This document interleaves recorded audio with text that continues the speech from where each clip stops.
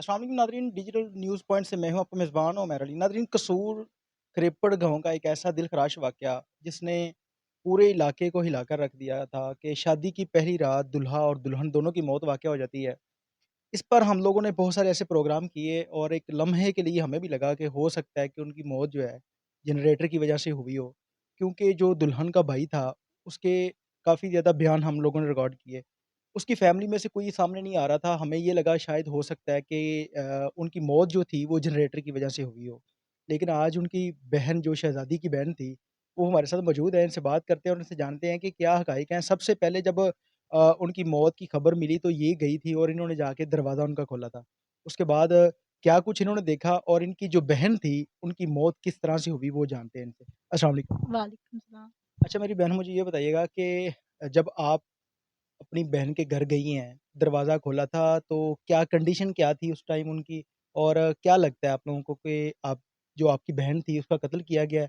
Generator से मौत हुई है, क्या हकीकत क्या है? ਜਨरेटर से नहीं हुई क्योंकि सारी रात ਉਹ ਜਾਗਦੇ ਰਹੇ, ਉਹਨਾਂ ਨੂੰ ਦਿਲ ਘਬਰਾਉਂਦਾ, ਉਹਨਾਂ ਨੂੰ ਕੁਛ ਹੁੰਦਾ, ਬਾਹਰ ਨਿਕਲ ਆਉਂਦੇ, ਉਹਨਾਂ ਨੂੰ ਕੋਈ ਥੋੜਾ ਬੰਨ੍ਹ ਕੇ ਥੋੜਾ ਕਿਸੇ ਨੇ ਬਿਠਾਇਆ ਸੀ ਅੰਦਰ। ਤੇ ਮੇਰੀ ਭੈਣ ਨੂੰ ਕੁਛ ਕੀਤਾ ਗਿਆ ਹੈ। ਕੋਈ ਐਸੀ ਜ਼ਹਿਰੀਲੀ ਚੀਜ਼ ਦਿੱਤੀ ਕਿ ਜਿਹੜਾ ਉਹਨਾਂ ਨੂੰ ਦੂਜਾ ਸਾਹ ਨਹੀਂ ਆਇਆ, ਉਹਨਾਂ ਦੀ ਹਿੰਮਤ ਨਹੀਂ ਹੋਈ ਉੱਠ ਕੇ ਦਰਵਾਜ਼ਾ ਖੋਲ੍ਹ ਲਈਏ।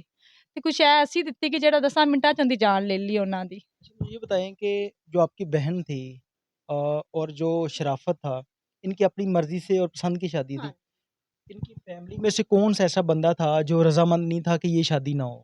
ਸਾਡੇ ਸਾਹਮਣੇ ਤਾਂ ਸਾਰਾ ਹੀ ਰਜ਼ਾਮੰਦ ਸੀ। ਜੇ उसकी ਨਹੀਂ वालदा ਰਜ਼ਾਮੰਦ ਸੀ ਤੇ ਮੇਰੀ ਮਾਮੀ ਰਜ਼ਾਮੰਦ ਨਹੀਂ ਸੀ, जो सबसे ਸ਼ਰਾਫਤ ਦੀ। पहली ਹਾਂ, वालदा ਉਹ थी वो ਰਜ਼ਾਮੰਦ रज़ामंद ਨਹੀਂ नहीं ਸੀ। थी। ਸਾਡੀ ਨਿਗਾਹ 'ਚ ਸਾਡੇ ਸਾਹਮਣੇ ਤਾਂ ਪਤਾ ਨਹੀਂ ਡਰਾਮਾ ਕਰਦੇ ਸੀ ਕਿ ਸੀਰੀਅਸ, ਸਾਡੇ ਸਾਹਮਣੇ ਸਾਰੇ ਰਜ਼ਾਮੰਦ ਸੀ। उसकी जो वालदा थी क्या चाहती थी? ज़ाहिर-सी बात है अगर रज़ामंद नहीं थी तो उसकी क्या ख़्वाहिश थी कि शराफ़त की जो शादी है वो कहाँ पे करना चाहती थी? ਨਹੀਂ, ਕਰਨਾ ਨਹੀਂ ਚਾਹਤੀ ਸੀ, ਉਹਦੀਆਂ 4 ਬੇਟੀਆਂ ਸੀ। ਉਹਨੂੰ ਇਹ ਸੀ ਕਿ ਪਹਿਲੇ ਮੇਰੀਆਂ 4 ਬੇਟੀਆਂ ਦੀ ਸ਼ਾਦੀ ਹੋ ਜਾਵੇ ਕਿਉਂਕਿ ਕੱਲਾ ਸ਼ਰਾਫਤ ਸੀ ਸਾਰੀਆਂ ਭੈਣਾਂ ਦਾ ਭਾਈ, ਇੱਕ ਹੀ ਸੀ। कितनी बहनें हैं?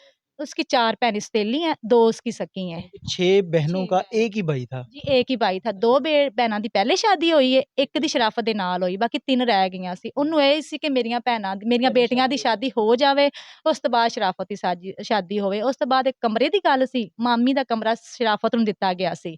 ਉਹਨੂੰ ਇਹ ਦੁੱਖ ਸੀ ਕਿ ਮੇਰਾ ਕਮਰਾ ਵੀ ਖੋਹ ਲਿਆ ਨੇ। ਇਹ ਚੀਜ਼ ਦਾ ਉਹਨੂੰ ਹੀ जिस दिन आप लोगों ने शादी की है, बारात वाले दिन जो आपकी बहन थी वो अपने घर चली गई।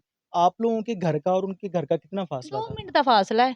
यानी कि पास ही है पास ही ज़्यादा। बिल्कुल नज़दीक, नाल-नाल दरवाज़े ने। तो शादी जब वो रात को अपने घर उसी के बाद गए हैं, तो क्या आप उनके घर में गई, कोई बातचीत हुई तब उनके साथ? ਮੇਰੀ ਭੈਣ ਲੈਦਾ ਸੀ, ਮੇਰੀ ਉਹ ਦੋਸਤ ਵੀ ਸੀ। ਮੇਰਾ ਉਹਦੇ ਨਾਲ ਬਹੁਤ ਜ਼ਿਆਦਾ ਪਿਆਰ ਸੀ। ਭੈਣਾਂ ਦਾ ਪਿਆਰ ਹੁੰਦਾ, ਪਰ ਮੇਰਾ ਉਹਦਾ ਬੜਾ ਜ਼ਿਆਦਾ ਪਿਆਰ ਸੀ। ਮੈਂ ਰੁਖਸਤੀ ਵੀ ਹੋਈ ਉਹਦੇ ਮੈਂ ਨਾਲ ਗਈ ਆਂ।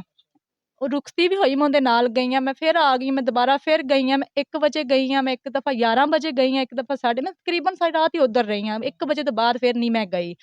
ਮੇਰੇ ਨਾਲ ਗੱਲਾਂ ਕਰਦੀ, ਘਰ ਇੰਨੀ ਖੁਸ਼ਹਾਲ, ਠੀਕ-ਠਾਕ, ਕੋਈ ਮਸਲਾ ਨਹੀਂ, ਕੋਈ ਫਿਰ ਮੈਂ ਕਿਹਾ ਸਮੀਆ ਤੇਰਾ ਦਿਲ ਤਾਂ ਨਹੀਂ ਘਬਰਾਉਂਦਾ ਪਾਣੀ? ਨਹੀਂ ਭੈਣ ਮੈਂ ਠੀਕ ਆਂ, ਬਿਲਕੁਲ ਠੀਕ। ਫਿਰ ਮੇਰੀ ਭੈਣ ਨੂੰ 1 ਵਜੇ ਤੋਂ ਬਾਅਦ 2 ਵਜੇ ਵੀ ਫ਼ੋਨ ਆਇਆ ਹੈ, 2:10 ਤੇ ਫ਼ੋਨ ਆਇਆ ਹੈ। आपके चाचे का फ़ोन आया?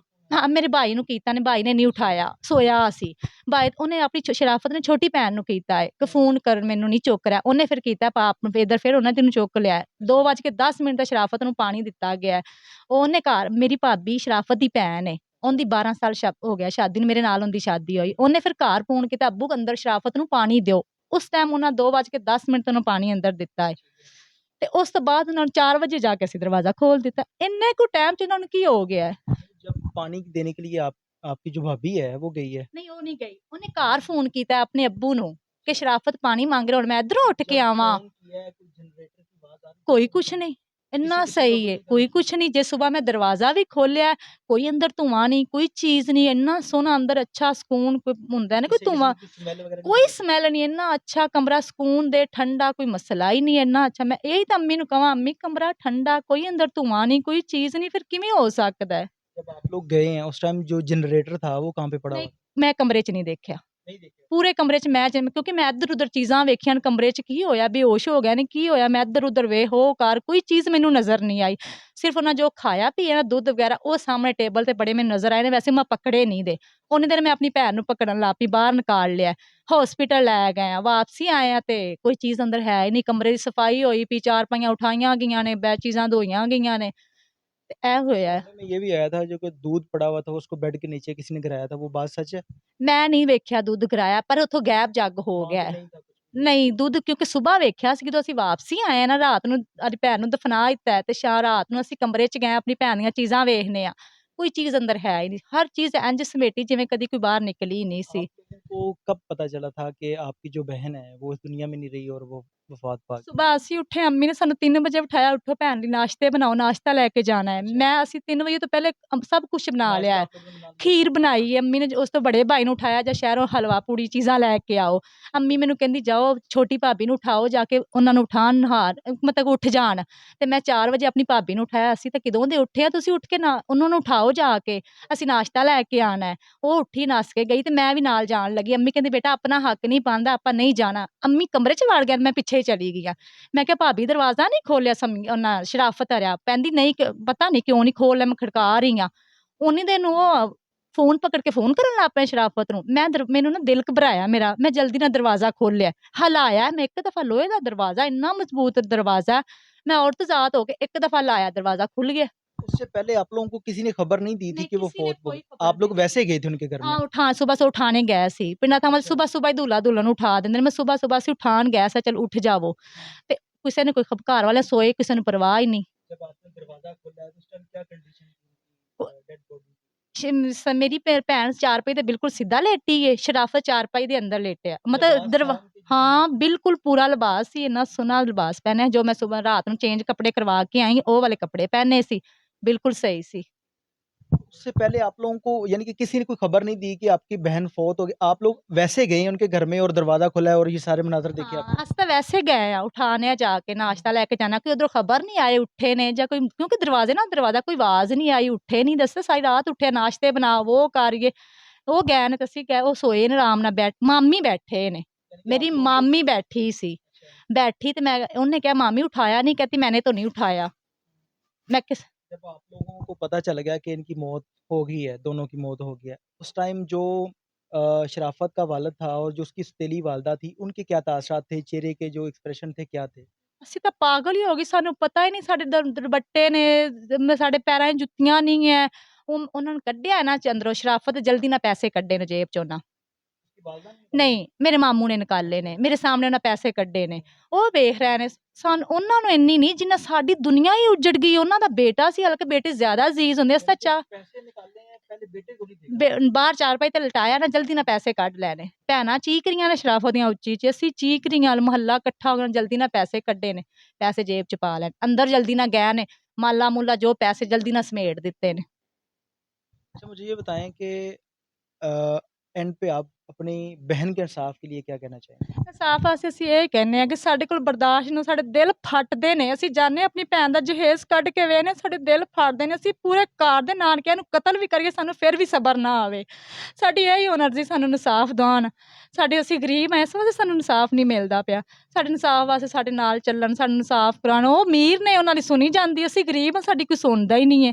ਅੱਗੋਂ ਮੇਰੇ ਭਾਈ ਦੀ ਇੰਨੀ ਕਮਾਈ ਵੀ ਨਹੀਂ ਹੈ ਜਿਹੜਾ ਇੰਨਾ ਅਦਾਲਤਾਂ 'ਤੇ ਪੈਸੇ ਲਾਵੇ ਤੇ ਸਾਡਾ ਜਲਦੀ ਤੋਂ ਜਲਦੀ ਕੰਮ ਨਿਬੇੜ ਦੇਣ ਖਤਮ ਕਰ ਦੇਣ ਚਲੋ ਮੇਰੇ ਭਾਈ ਨੂੰ ਵੀ ਸਕੂਨ ਹੋ ਜਾਏ ਉਹ ਨਹੀਂ ਜੋ ਉਹਨਾਂ ਨੇ ਨਹੀਂ ਕੋਈ ਕਸੂਰ ਉਹਨਾਂ ਨਹੀਂ ਕੁਛ ਕੀਤਾ ਕਿਉਂ ਅਦਾਲਤਾਂ ਜਾਣ ਜਿੱਥੇ ਅਸੀਂ ਜਾਣੇ ਉਸ ਤੋਂ ਪਹਿਲੇ ਉੱਥੇ ਪਹੁੰਚੇ ਹੁੰਦੇ ਨੇ ਅਸੀਂ ਰਾਤ ਨੂੰ ਸਲਾਹ ਕਰਨੀ ਉਹ ਪਹਿਲੇ ਸਵੇਰ ਉੱਥੇ ਜਾ ਕੇ ਬੈਠੇ ਹੁੰਦੇ ਨੇ ਜਦੋਂ ਉਹ ਗੁਨੇਗਾਰ ਨਹੀਂ ਹੈ ਅਸੀਂ ਜੋ ਮਰਜ਼ੀ ਕਰੀਏ ਜਿਵੇਂ ਮਰਜ਼ੀ ਉਹਨਾਂ ਨੂੰ ਕੀ ਟੈਨਸ਼ਨ ਉਹ ਆਪਣੇ ਘਰ ਬੈਠਣ ਸਕੂਨ ਨਾਲ ਮੈਂ ਹੁਣ ਬਿਆਨ ਦਿੱਤੇ ਨੇ ਸਵੇਰ ਵੇਖੋ ਮੇਰੇ ਨਾਲ ਕੀ ਹੁੰਦਾ ਮੇਰੇ ਪਿੱਛੇ ਆ ਜਾਂਦੇ ਮੈਨੂੰ ਡਰਾਵਣ ਦੇ ਧਮਕਾਵਣ ਦੇ ਮੈਂ ਅੱਗੇ ਭਾਈ ਕਹਿ ਰਹੀ ਮੈਂ ਮੋਬਾਈਲ ਬੰਦ ਕਰ ਦੇਣਾ ਸਵੇਰ ਮੇਰੇ ਘਰ ਮਸਲਾ ਬਣ ਜਾਣਾ जी नाज़रीन आपने जो शहज़ादी की बहन फौजिया थी इनकी आवाज़ सुनी और जैसे कि मैंने पहले बताया कि हमें भी ये लगा था कि हो सकता है कि जनरेटर की वजह से उनका दम घुट गया हो लेकिन इनका कहना है कि जब ये उनके घर में गई थी उससे पहले इनको ये इल्म नहीं था कि उनकी डेथ हो चुकी है दरवाज़ा इन्होंने आर्जी तौर पे जैसे कि इंसान जाता है किसी को उठाने के लिए इन्होंने दरवाज़ा खोला है और देखा उनकी मौत वाक़या हो चुकी थी जब पहले कमरे में ये गई हैं तब जनरेटर नहीं था किसी ने मौत की खबर भी नहीं दी तो फिर ये बात साफ़ है कि उनकी मौत जनरेटर के धुएँ से हुई नहीं है,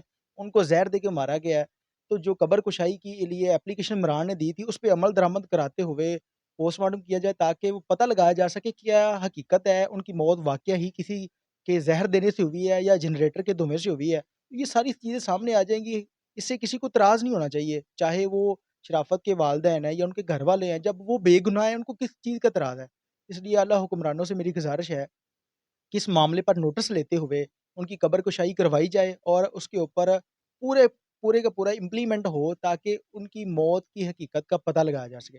इसके साथ ही अपने मेज़बान उमैर अली को इजाज़त दीजिए और देखते रहिए डेली न्यूज़ पॉइंट लाने के बाद। इसके साथ ही अपने मेज़बान उमैर अली को इजाज़त दीजिए और देखते रहिए डिजिटल